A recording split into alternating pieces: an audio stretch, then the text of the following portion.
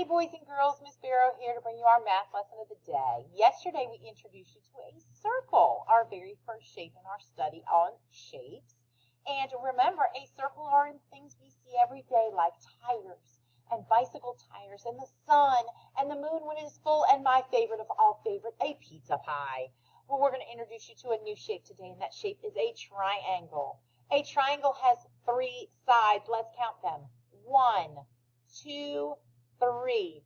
The word triangle starts with the letters T-R-I, and the word tri means 3.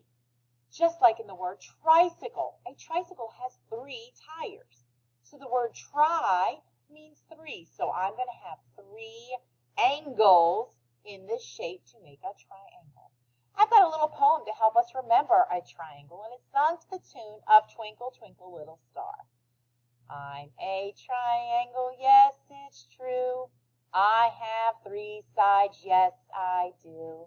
Count them with me, 1, 2, 3. It's as easy as can be. I'm a triangle, yes, it's true.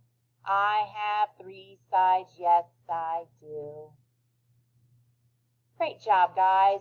We're going to get into our lesson today, and you're going to be determining what is a triangle and what is not a triangle.